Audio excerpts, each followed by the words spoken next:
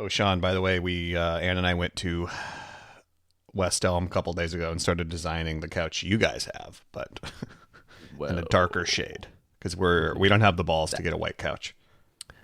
I wouldn't do it again. They also have one in nude, but that's just for them. We all sat around being like, what a mid-30s barbecue this is. We're just talking about furniture. And have you seen the meme where it's like one day you're young and then one day this is very exciting to you and it's a dish rack that goes like up and over the sink? Out of paper, out of stock. There's friendly faces around the block. Break loose from the chains that are causing you pain. Call Michael and Stanley, Jim, Dwight, Creed. Call Andy and Kelly for your business paper needs. Or Dunder Mifflin, the people versus paper people. Dunder Mifflin, the people versus paper people. Dunder Mifflin, the people versus paper people. Hello and welcome to the Michael Scott Podcast Company, a show for fans of The Office by fans of The Office. I'm your host and dream maker, Sean Roney. And I'm Edwin James, founder of Diversity Tomorrow, because today is almost over. And with us, as always, our producer in the warehouse, Mr. Alex Ward. Yesterday, I was scraping some gunk off my wall sockets with a metal fork, and I gave myself the nastiest shock. And when I came to, I had an epiphany. Life is precious. And if I die, I want my son to know the dealio. The dealio of life. And when I came to, that's the detail. I gave myself the nastiest shock. Scraping some gunk out of my sockets. Okay. Fork. Every week we get together and talk about our favorite show, NBC's The Office. This week, we'll do our main topic. We'll have our conference room after that. We'll have some listener-provided trivia. Our main topic this week is Michael's movies. That's it. When I really wanted to do an episode about Lazy Scranton, but clearly that's not enough of a topic for an episode by itself. So we were brainstorming and we kind of came up with this idea of doing every movie that Michael shows in The Office and what kind of happens when you put Michael Scott behind the camera and give him director duties. So we're going to dive into that today and how that kind of how we see those movies all through Michael's time on the show, all 7 seasons. It's a very consistent thing. At least once or twice this season, he is producing a video for something, be it an announcement, be it a contest, be it an apology, or just pure entertainment. And I feel like as they stack it up, it kind of crescendos towards Threat Level Midnight, which is of course his masterpiece. Now we'll touch on that. We're not going to go too deep into it because we have a whole episode on Threat Level Midnight. So just know that we're sort of treating that one as a whole separate. That's the only actual movie he makes. Like it's a real movie. 11 years it takes him. Yep. I was surprised at how we just kept remembering more and more movies that he's made. Yeah.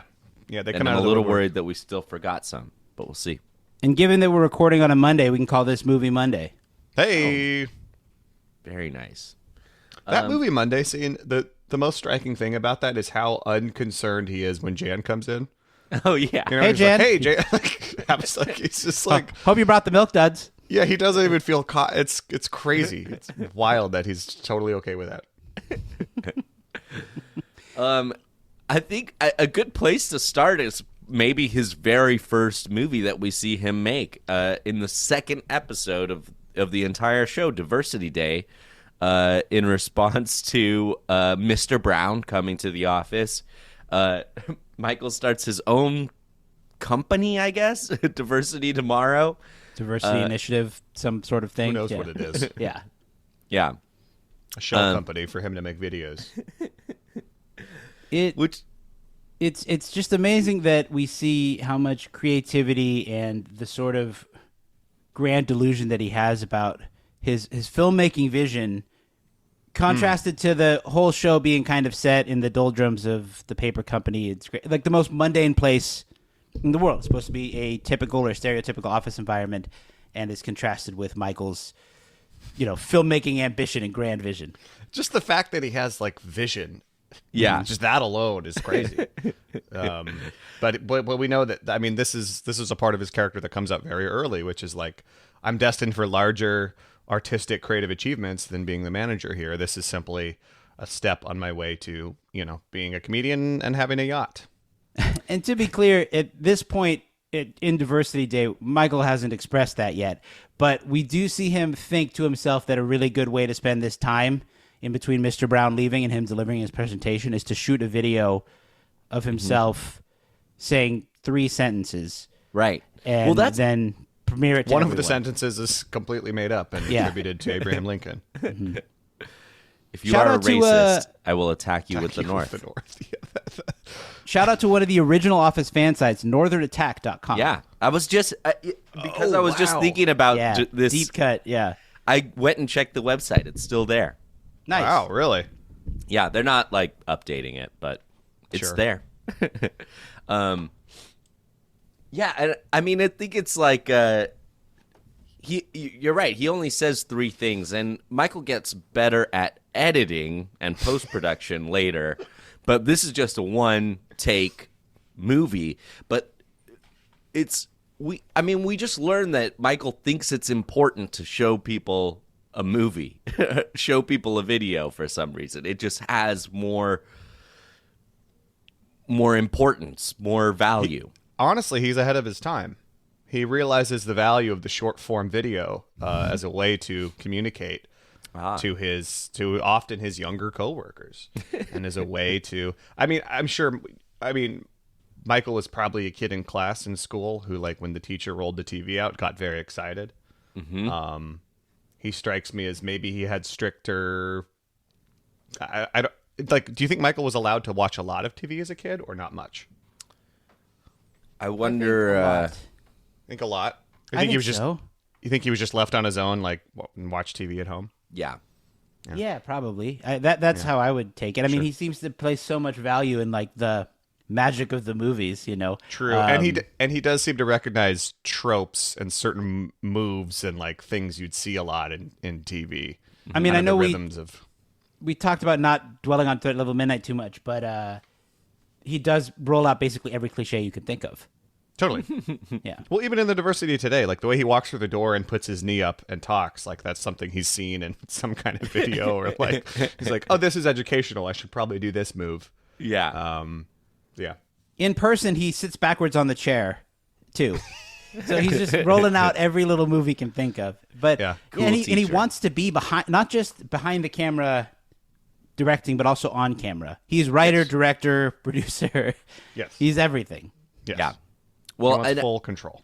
and we don't know for sure, but Dwight is behind the camera for this. Yeah, almost most likely. Very many times. He blames it Yeah. on the editing.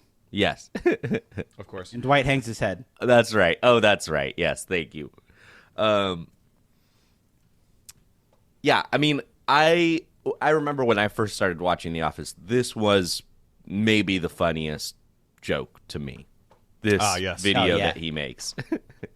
Question it for all you, the Sean. time. Question for you. So let's say 2005, 2006. Yeah. He's got a company provided Dell PC at work. What kind of software? How is he editing this movie? What's he using to make these movies? I was using Final Cut Pro back then. Whoa. But I wonder. like Yeah, a he 0506? he probably had that. Because we know that on he's the work computer. Yeah. Yeah, because we know that he spends a lot of money on things he doesn't need. That's true. And Final Cut Pro is hundreds of dollars. He So, probably bought the full suite. Yeah. yeah. That's a good call. Okay. Because he does. I mean, he's doing a lot of editing. We see this, of course, later in the local ad. Oh yeah. I mean, he's a capable editor. Very. I love too the Very way much. that they wheel in that TV that's like strapped to the cart. It's very Yes. like maybe I'm sure I'm dating myself, but that was like I'm watching a movie in class, cable in the classroom kind of Totally. thing. Yeah, Totally. Maybe Michael is trying to tap into that with all of his staff as he's trying to get them excited about something. I'd like to hear from if we have any younger Gen Z listeners of like, is it like projectors now, or like how are you watching stuff in class? I assume they're not rolling in a TV with the blue Velcro strap holding it to the cart. Like, are they? I don't know. I what don't do they know. do now? Seems like it'd be projectors. Yeah. Who knows, man? But I just like now I'm just thinking like you're absolutely right. There's so many times when Michael thinks that being a good this is a little off topic, but Michael thinks that being a good manager, like he can only think about being a teacher. His surprise is ice cream sandwiches. You know, these are yeah. But he really, seems to have this need to entertain or want to entertain or excite everyone with his creativity. Right. And not to mention that he's got sort of a captive audience for whatever he wants to show them.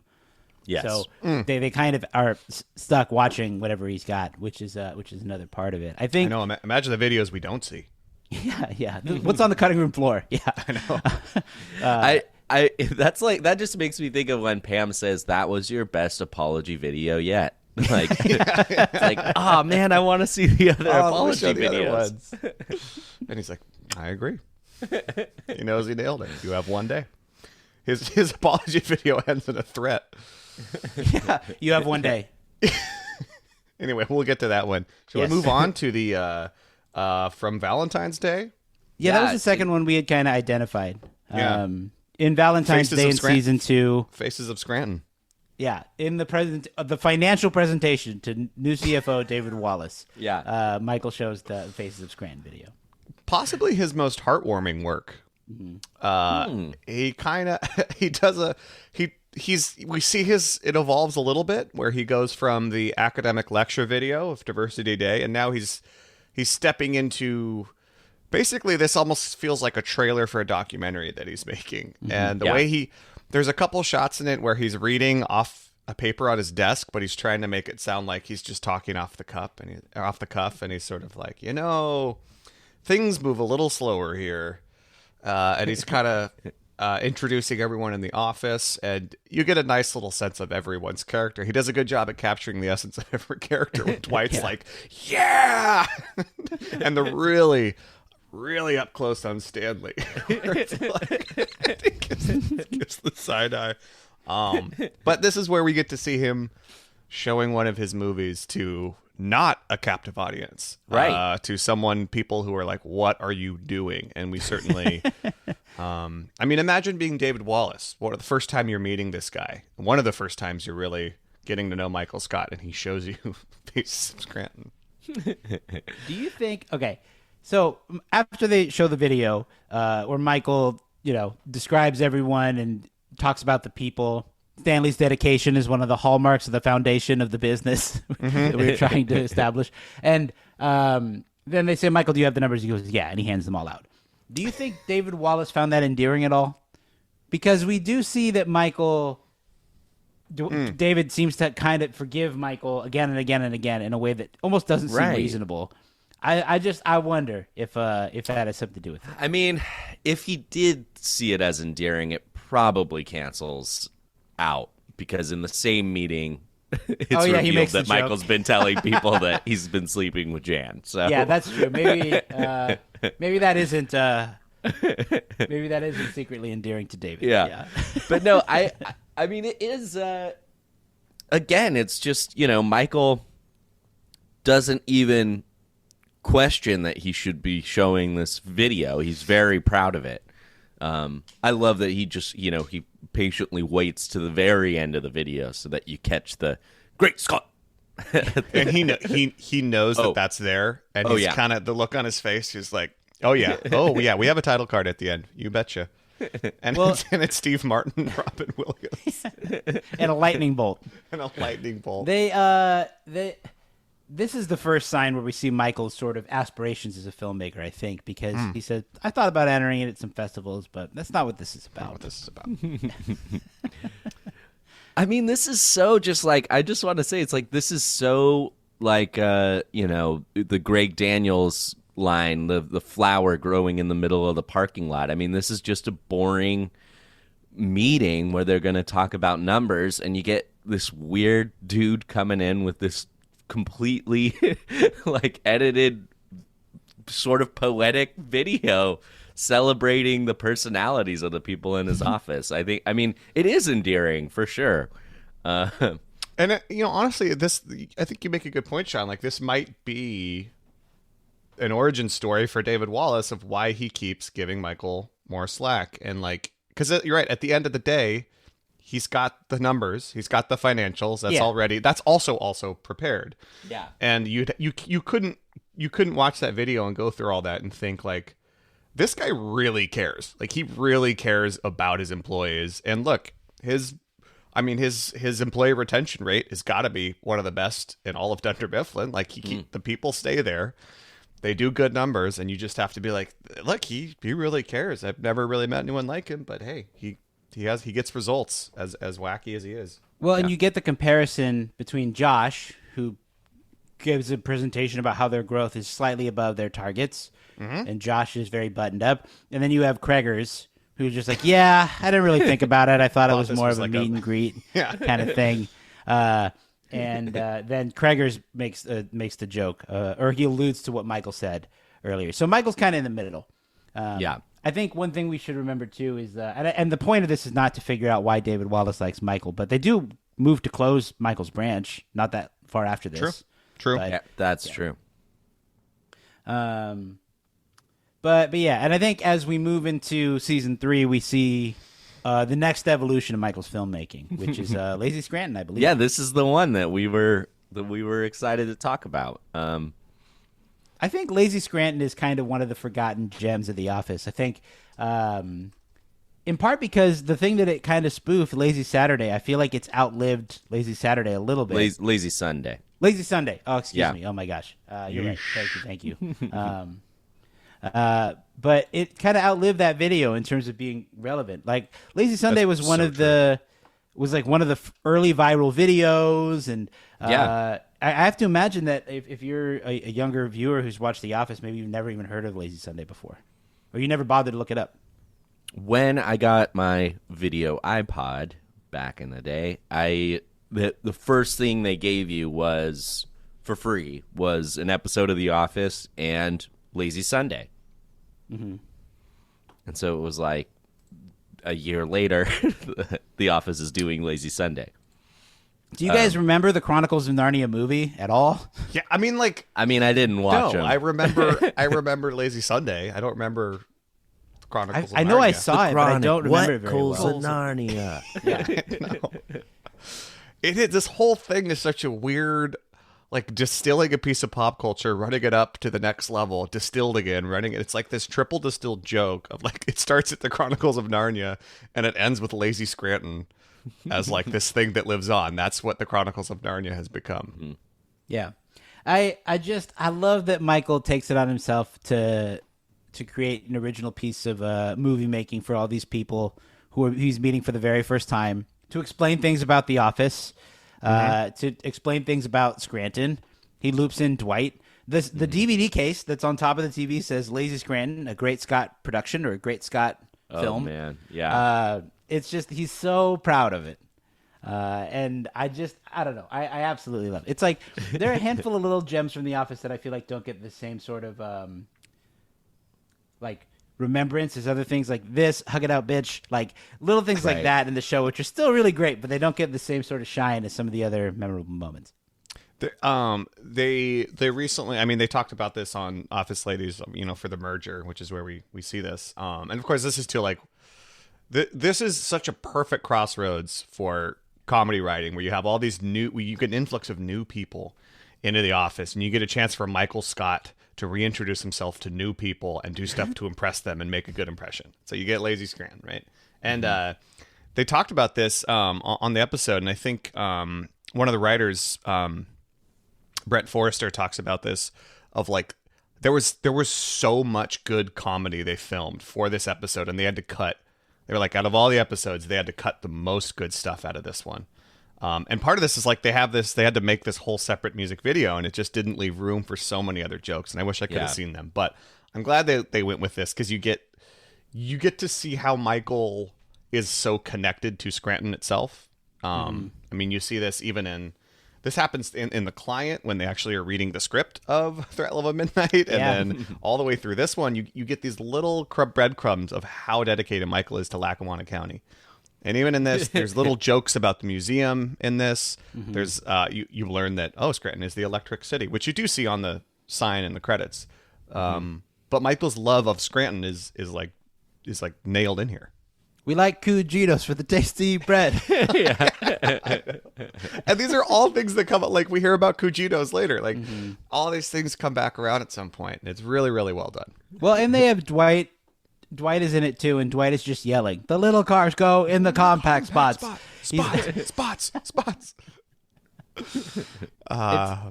I absolutely love it. And then later, that's sort of a key part when he's firing Tony, or Tony makes a decision to quit after like one of the peak cringe moments in the show, which is them trying to help Tony onto the table. Oh yeah. And Michael says, "You didn't find Lazy Scranton funny?" He goes, "No. Was it supposed to be funny?" Michael takes that so personally. Oh yeah. Tony would not know to never to say that to Michael, just because Michael's going to take it so hard and lash out in the way that he does. But yeah, because you know that some of the more established Dundon Miff or Scranton workers probably would just be like, "Yeah, it was fine, Michael," that kind of thing, and just kind of get on with their day. But yeah, 2 thumbs down. I mean, one of my favorite parts of Lazy Scranton is just that in Lazy Sunday, they do this like time lapse, or they do this like stop animation thing where they're standing and they like move around. But Michael gets it wrong, and you can see their steps. They're just walking. It's so funny because it's like, I don't know. It takes a long time to do that, and then he's like, "I think this is right." There's also another appearance of a large plate of bacon in Lazy Oh, Scranton. yeah. It's just another hallmark of Dwight being involved. yeah, with Just a plate a of grilled huge bacon. amount of bacon. Call my man Dwight just to see what's shaking. Shaken. The cadence of the way they rap is just off in such a perfect way. They're just always a little behind the beat, and it doesn't quite work.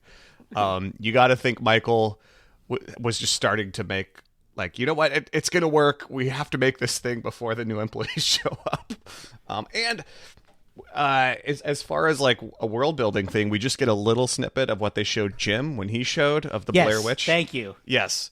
And so clearly he takes whatever is the hit thing in pop culture at the time. Michael makes a movie about it to welcome his new employees. The Scranton Witch Project. I get so Scranton scared Witch Project. when people don't label their personal food.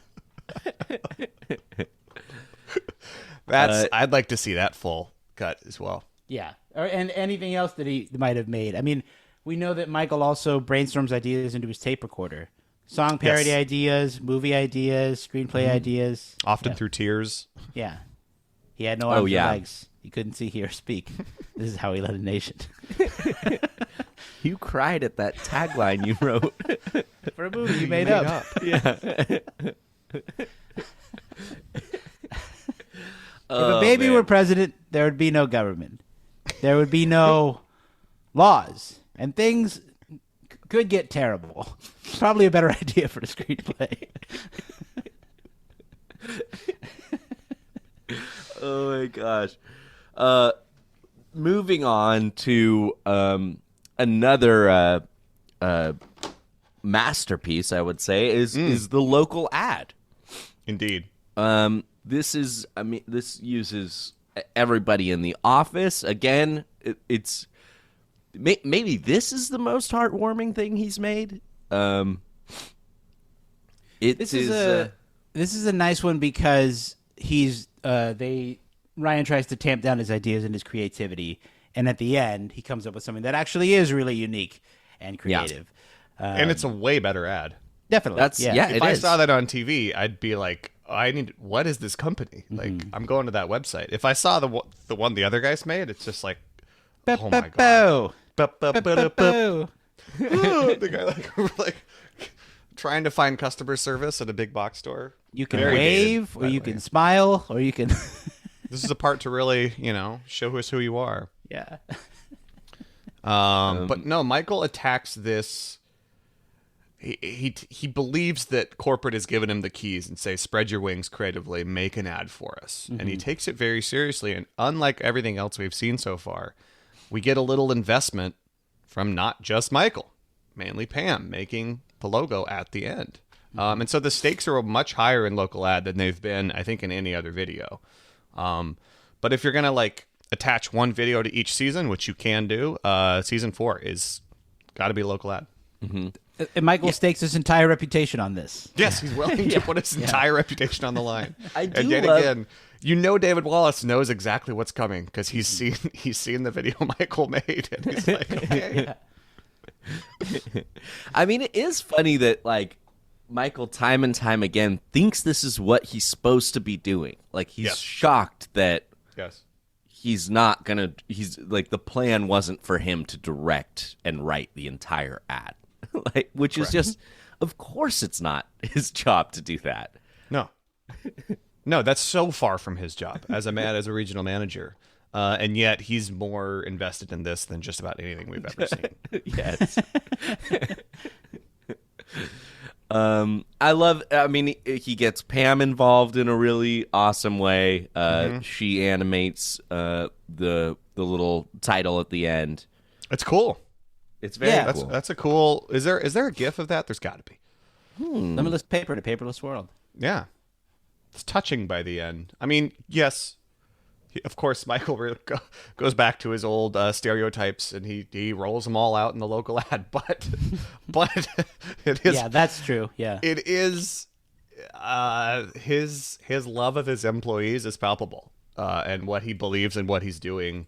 It's a weird meta. I should be making films, and I'm going to use this film to show how much I care about providing paper to people in southeastern Pennsylvania. I mean, that's one thing, as passionate as he is about making his own movie and being the star, and he's also so willing to have everyone be in his movie, too. Yes. Right. He wants to give everyone that little bit of shine, even if he's very stereotypical about how he wants to use them. And he uses the local ad as a rally point. Not just for Pam, but he's like, we have 3 scenes to film. We got big scenes. We have a song to write. Let's get cracking. Kelly, I want you to do makeup. Oscar, I'd like you to do costume design. Obviously. Phyllis. And then sends Phyllis on the Sue Grafton mission. We get the most flustered, emotional Phyllis we see on the show. Outside of when she gets flashed and when she's trying to get but Sue you told me that I shouldn't take no for an answer. Good girl. Phyllis, did you or did you not get Sue Grafton?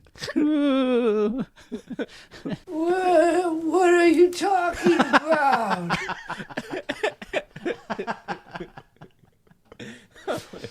I find the mystery genre disgusting. I hate being titillated. We've been kind of going chronological here, but I think this is obviously season 4, but there are a couple more videos in season 3 that we should touch on as well. The first one is in Ben Franklin, which is Michael's video to his future son. Yes. Oh yes. Hello, son. That's yeah. We know it's going to be a boy. Yeah. What if he's a murderer? There's last thing I want to say about local ad too is a shout out to our theme song for this show coming from that ad. That's true. Yes. Of course. The way he rejects Daryl's song. I hate it. He's such a diva director. Yeah. Daryl actually makes an awesome song, and then which leads to what I think we've had some listeners send in. It's what I'd rather hear or read than Jim's letter to Pam is hear Michael's mixtape that he gives Daryl after this episode. I'll make you a mix. Yeah. Did we do that as a Patreon thing? We tried to make what we think is on that mixtape. Probably. That sounds very familiar. Yeah. Tagging off of Join us on Patreon, $5 a month. Become a Scott's Tie. tagging off last week's episode. That's a what did I say kind of moment. Yeah. Sounds so familiar. What would be on Michael's mixtape? But yeah, no, that's a great call out, Alex. But back to the movie for his future son. Yes. That gives us the drop from the beginning of this week's episode. And then Michael trying to give various tutorials to show his son the dealio of life. Yeah. The dealio. Trying to jump. And, like, there's something... So, I mean, I think one of the Office writers, I think it was Mindy Kaling, like, had a tweet about, like, these are things that I wish I could have written Michael Scott's thoughts on or something like that. Because, so much of it is Michael responding to things of pop culture. And this is a little bit of a flip where it's Michael giving life lessons. And you don't get that very often to someone that he feels like he needs to truly teach. So jumping a car, removing a woman's bra. And then you put this one just anywhere.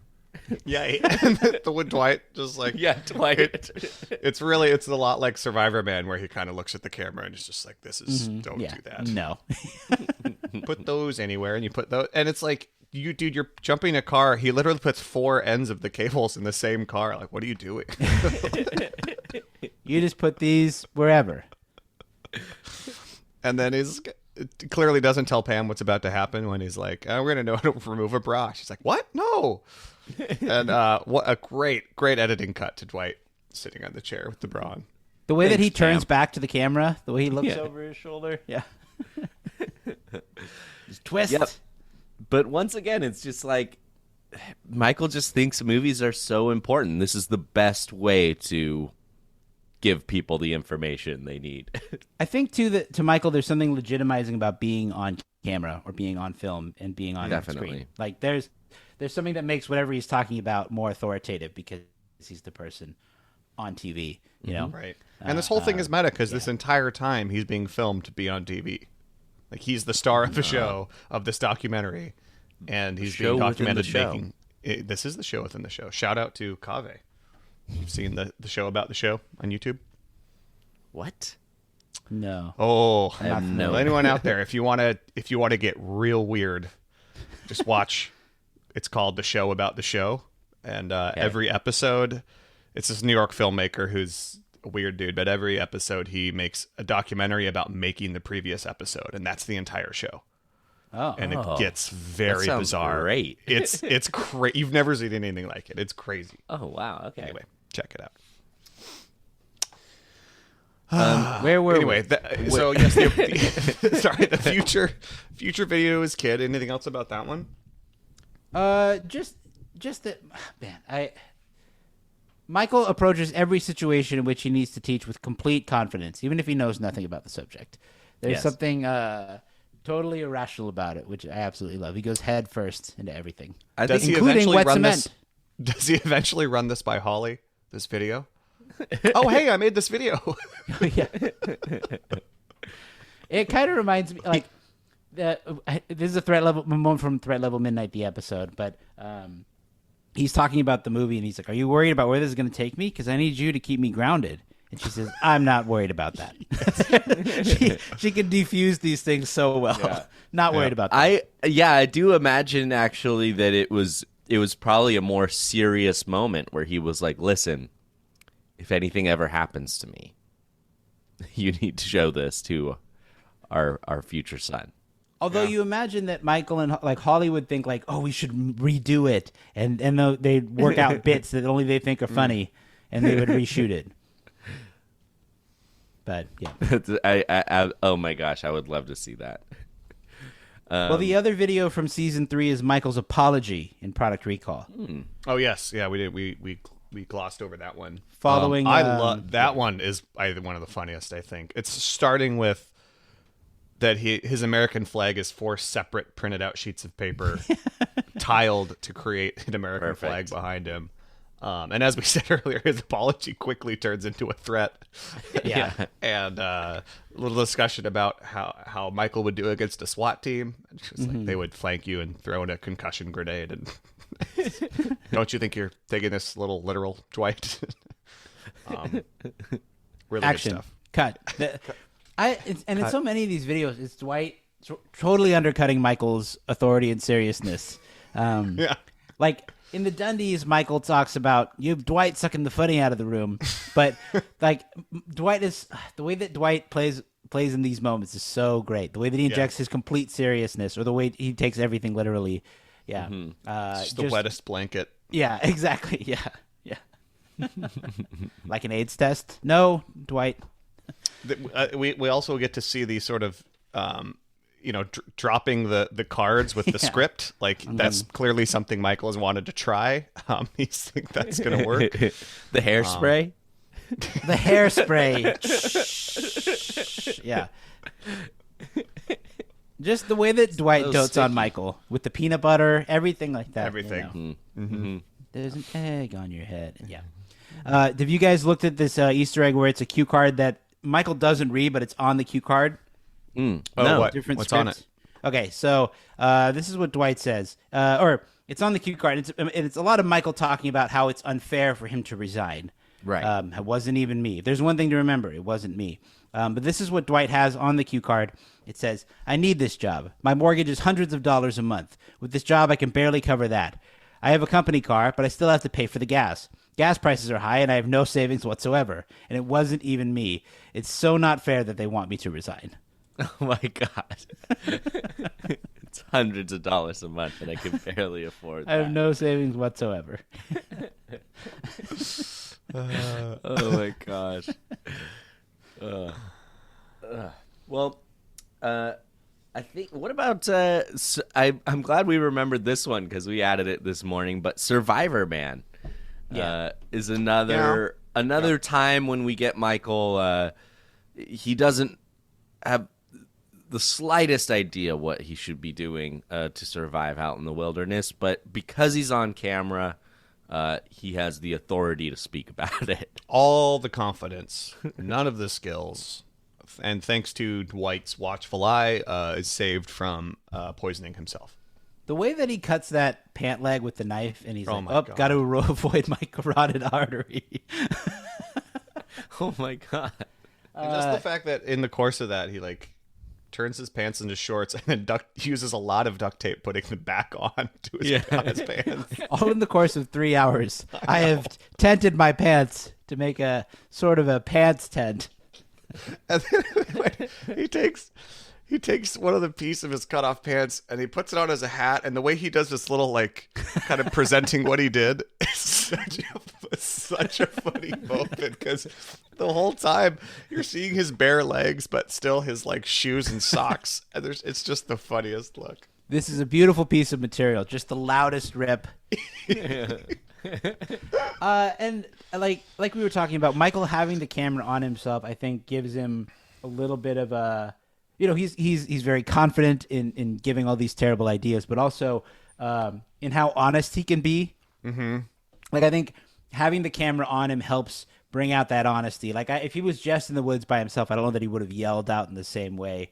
Mm-hmm. I wish I could have gone with Riot on that cool retreat. I feel like having the camera helps bring that out of him a little bit.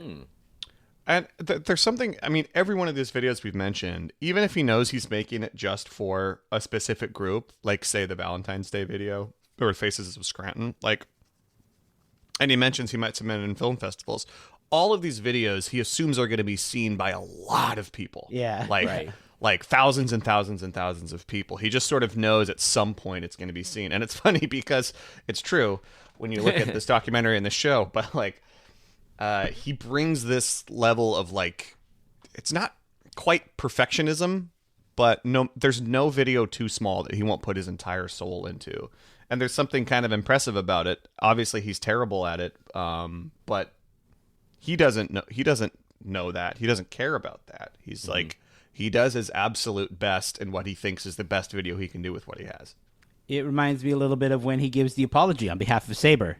He's so happy to do it and to be on camera and to be the face of the company. He's so happy to do it. Yeah. But that is true. He is always anticipates the biggest possible audience for all of his work. Yes. I think his last movie, though, which would be Get Him to the Dundies, I think he's a little realistic about this one. It's made. He knows he's making it for a specific audience. Yes. It kind of kills in the room. It kills. It totally does. Yeah. It totally does.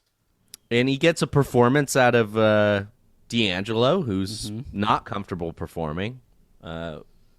So Get I into mean, the Dundies. Just he's figured it out to some extent. I mean, this is after Threat Level Midnight, so Right. He's had one thing about Threat Level Midnight again is that it's sort of a catalyst for him to have that character growth at the end of season 7, which kind of allows him to leave in a more sort of well-adjusted place.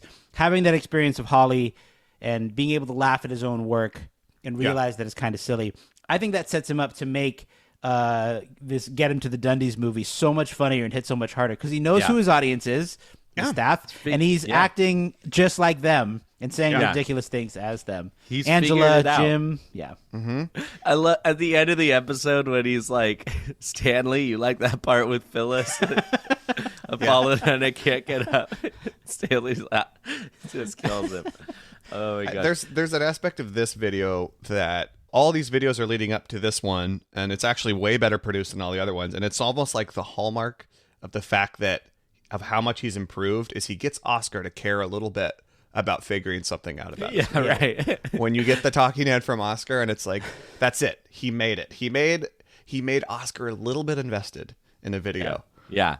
I mean, that is a real, like, I remember being in film school and them telling us, like, anytime you see a mirror in a scene, like, there's a significance to that.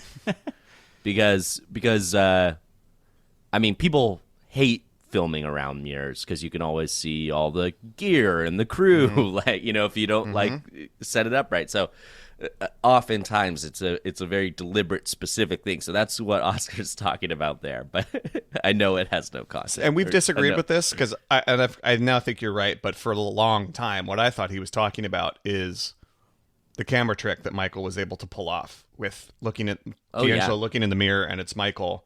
And that's the moment where Oscar's like, wait a minute, how did he actually do that? Like, that's not easy. Did he break down a wall of the bathroom and he's standing on the other side?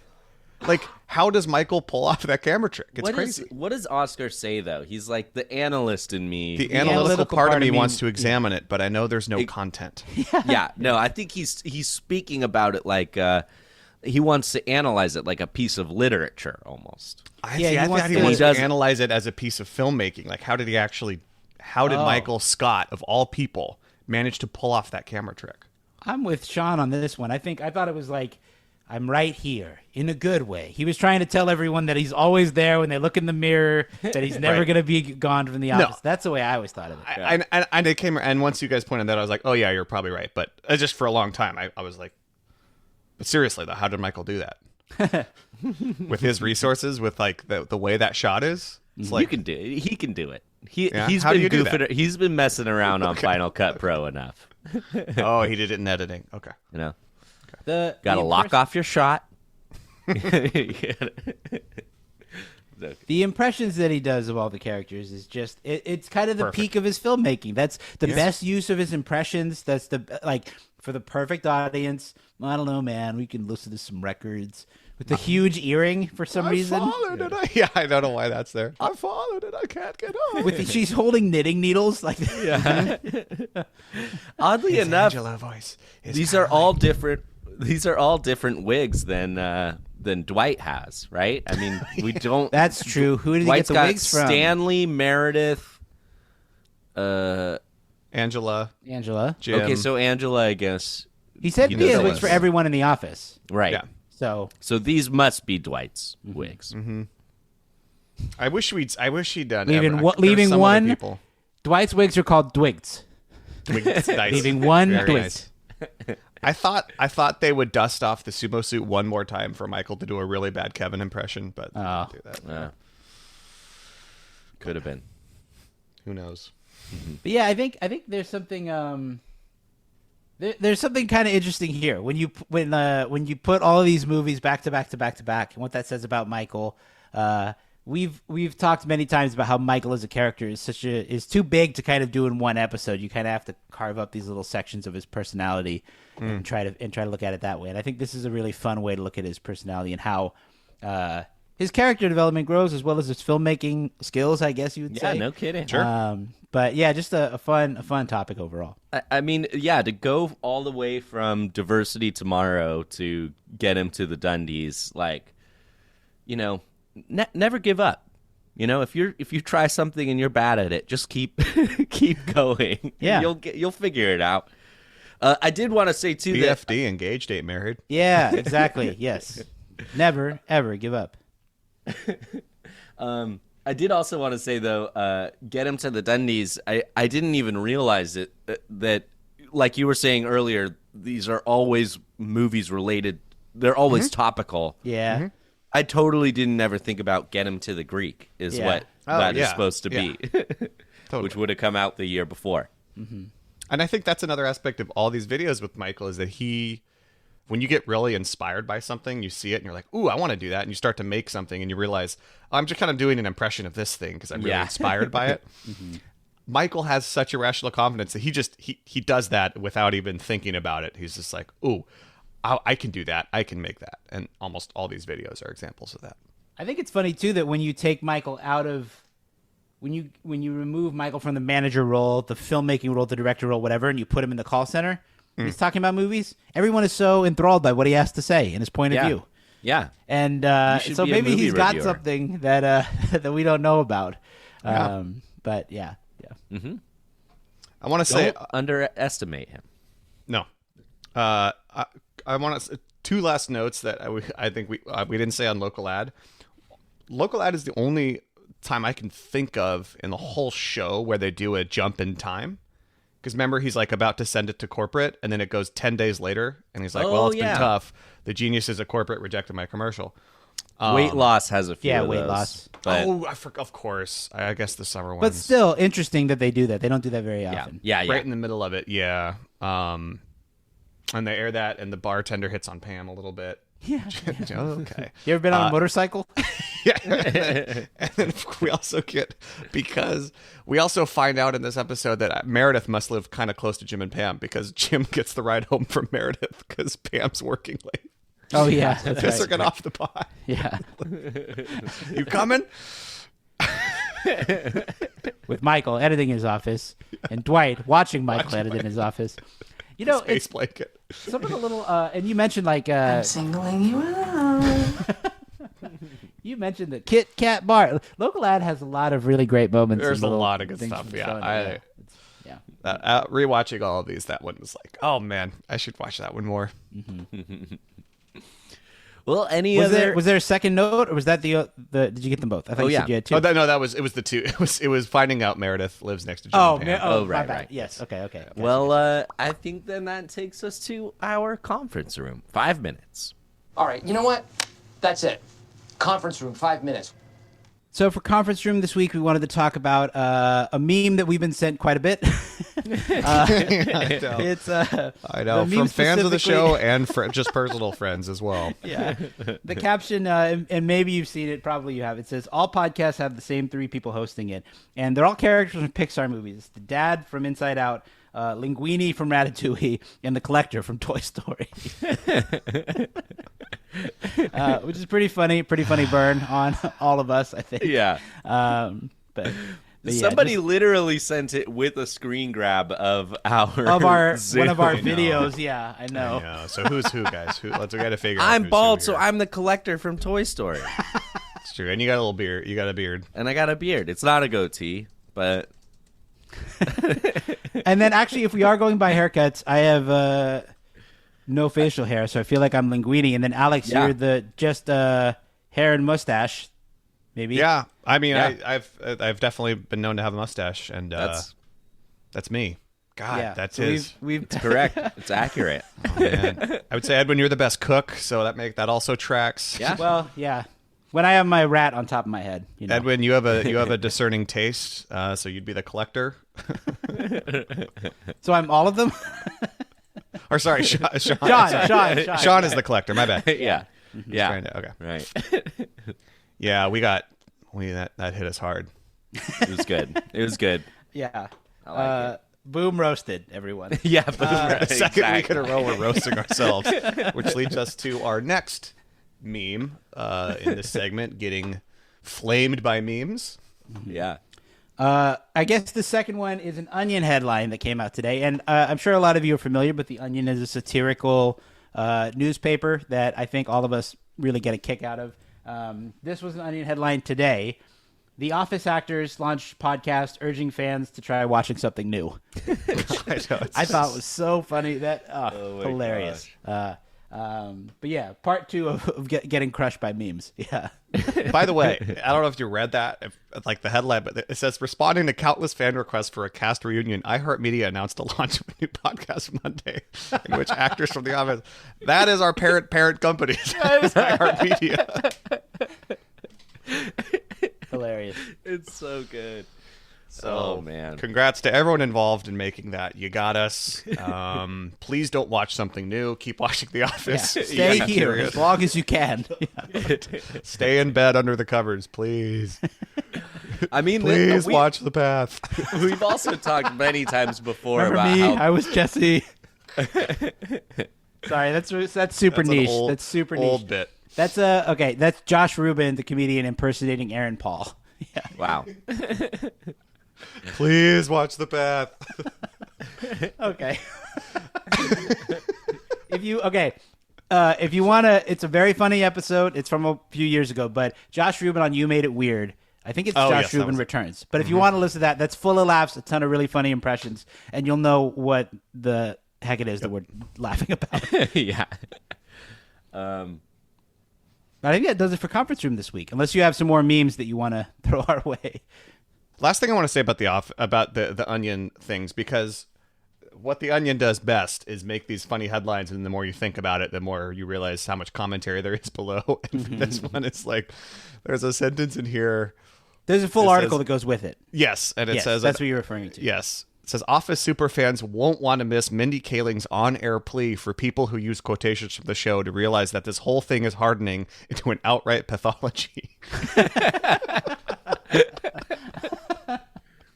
I mean, it's funny, too, because the more they make podcasts, the more successful we are, too. So that's great. I know. It helps us out. It helps us. So I hope that they do not stop.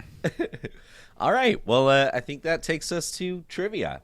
Let's just do our thing, collect our hardware, and get the hell home. This week's trivia is provided by Kate from Boulder. Kate writes, "Hey guys, just wanted to say that like everyone who writes, calls in, I love and thank you for the podcast. It's helped me get through some really lonely pandemic walks and some really anxious commutes to a new job. My husband, hi Bob, Hey, Bob. and I have Bob. watched The Oh, we Office. brought the milk duds. Have watched The Office together nearly Bob Bates. every day that we've been together for 7 years, and separately before that, it's our happy place. We use episodes to pump ourselves up for awkward dinner parties we don't want to attend, and then to wind down with the sweeter, less cringy episodes after we've had horrible days. Anyway, we were recently watching Training Day, and I was struck with a few moments that I just knew I had to write in about for trivia. I hope it's not too basic. Well, over the gums and through the lips, look out stomach, here we go. Here we go. Question 1. What drink does Michael order when he's waiting at the bar for D'Angelo? Tequila sombrero. Yeah. Close. Tequila San... No. It's Think of Kahlua something sombrero. that doesn't Kahlua go- sombrero. yeah. That has been Kahlua- a trivia question like 3 times. Definitely. And I know because we get it wrong every time.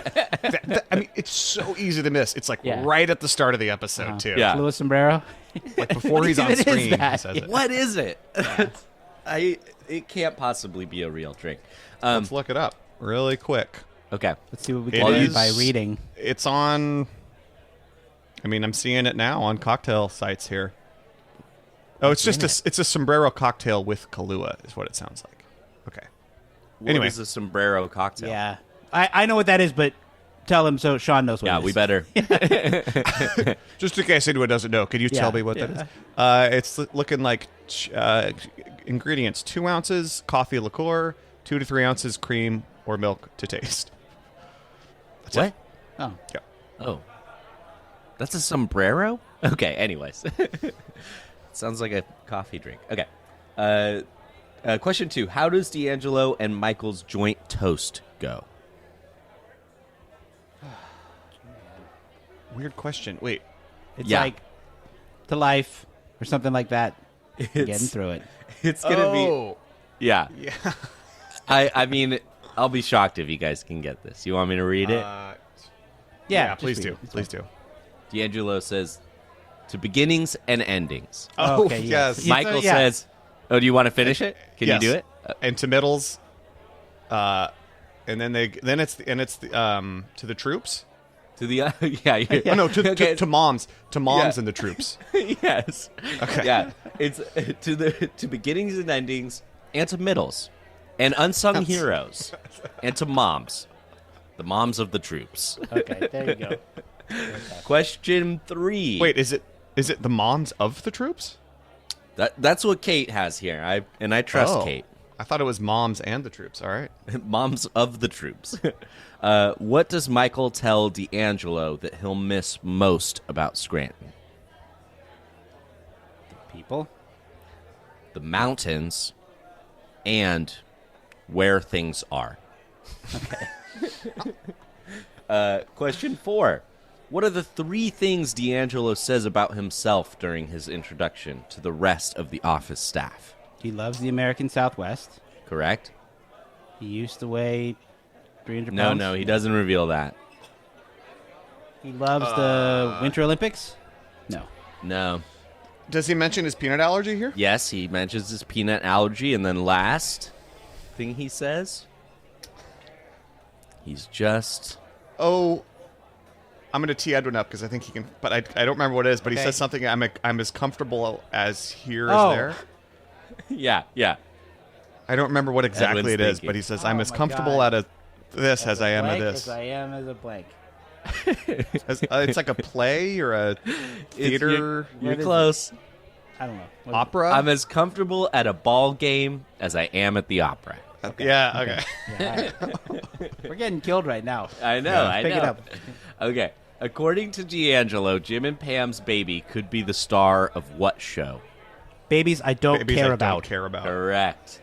And then finally, according to D'Angelo, if you're going to go whale watching on the East Coast, you might want to bring An umbrella. Binoculars? I don't know. a magazine. Oh, called whale watching or something like that, right? Yeah, I do not remember this, but I remember, yeah. according to D'Angelo, if you're going to go whale watching on the East Coast, you might want to bring a magazine called West Coast Whales. Yeah, and then it's like a laugh line for the rest of the staff. Yeah. Okay. Well, roasted by memes, roasted by trivia. Jeez, yeah. Kate, great job Taking on the hits. trivia. Thank you, Kate. Yes. She writes a couple more things here. Alex, I was having the same issue with my not-so-smart Samsung TV not being able to get Peacock. As of last weekend, the app suddenly appeared as available for download, and I did so, and it works. I hope you've experienced the same thing. What news? That's great. Lastly, regarding All right. the voicemail you recently shared, voicemail episode you recently shared asking about moments when Michael truly thinks he changes something, I cannot believe that nobody mentioned, I declare bankruptcy. Oh, that's a good call. Yeah. Yes. Sure. Cool, box it up, Kate. Thank you so much, Kate. If you have trivia that you'd like to stump us with, email us, mspodcastcompany@gmail.com. You can also call us and leave us a message. That's 503-694-9314. We call us and leave a message. We love to play the messages on the show. We're on Facebook and Instagram. We have a website, michaelscottpod.com. And we're on Patreon, patreon.com/Michael Scott. You can become a Scott's Tot for $5 a month. You get a bonus mailbag episode where we answer pretty much all the questions we get through Patreon. So that's kind of like a direct line to us. We also donate some of our funds to the Thurgood Marshall College Fund. So special thanks to our Scott's Tots. We love you guys. Thank you so much for supporting the show. Special thanks to Ryan Lloyd, who designs all our artwork. This episode was recorded in Portland, Oregon, over video chat. Thank you for listening. We absolutely love and appreciate everyone who listens to the show. Thank you for hanging out with us for going down these weird rabbit holes on random office topics like Michael's movies. If you have any ideas for random episodes like this, please let us know. I always, I think it's always fun to try to look at the show in new ways. But again, take care, stay safe. We'll see you next week. Pippity Poppy, give me the zombie. Yes, sir. To see what was shaking. Yo, Mike, our town is dope and pretty. So check out how we live. In the Electric City. They call it Scranton. What? The Electric City. Scranton. What? The Electric City. Call poison control if you're bit by a spider. But check that it's covered by your health care provider. You like coal mines and you want to see them? Well, check it out, yo. The Anthracite Museum. Plenty of space in the parking lot, but the little cars go in the compact